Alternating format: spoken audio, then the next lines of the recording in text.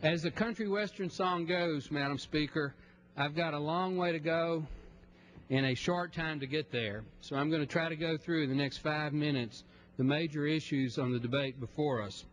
I want to first start with the so-called compromise that the chairman of the Agricultural Committee and the chairman of the Ways and the chairman of the Energy and Commerce Committee have worked out.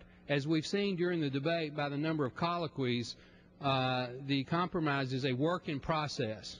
I've seen it amended and referred and rebutted several times on the majority side. But if you look to my far left on this chart, in the base text of the bill, there is a provision that gives the administrator of the EPA the right at any time to designate any man-made gas as a greenhouse gas subject to the regulations of this bill.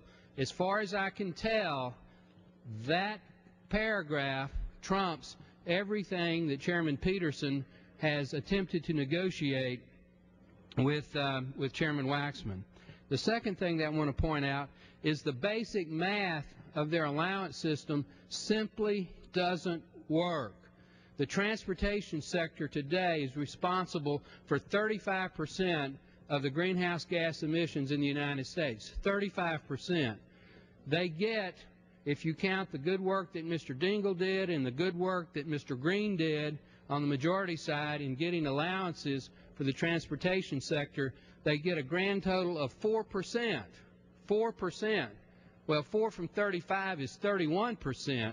When you get down to 2050, you have to reduce CO2 emissions by 83%, which only leaves 17% of total emissions from the baseline year. You've got to cut the transportation sector in half.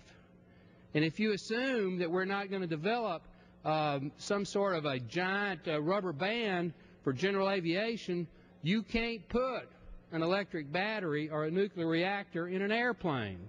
General aviation is going to have to use fossil fuel. You simply can't get to that 83% reduction from the 2005 baseline with the math in their bill. It is a physical impossibility. The third point, the science is not there to back it up.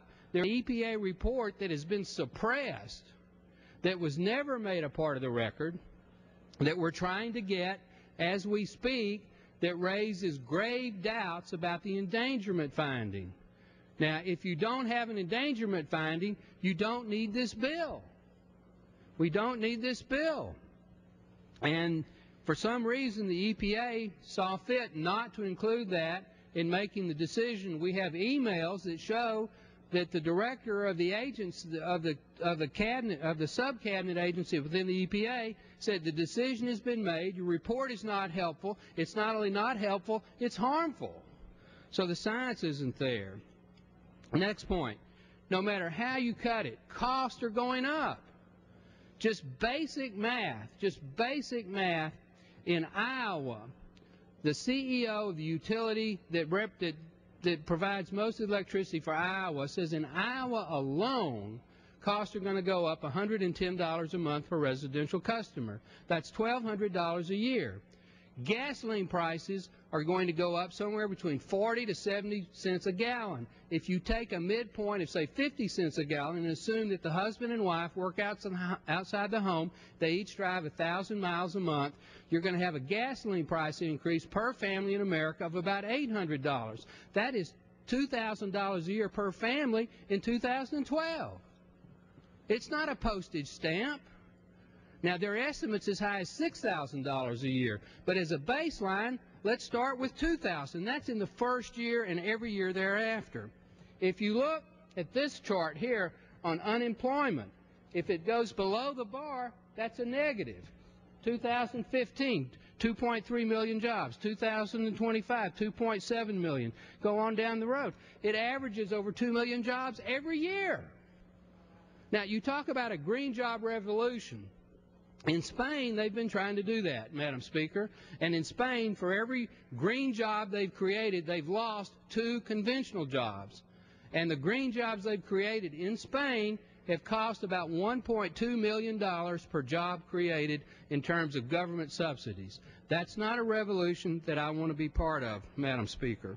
I cannot express enough to get to 83% baseline reduction in CO2 by the year 2050, which doesn't change in this bill.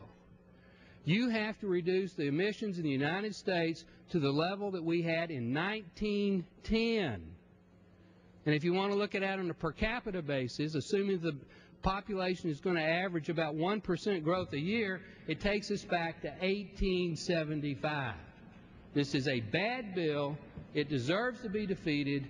Please vote no. Thank you, Madam Speaker. The gentleman's time has expired.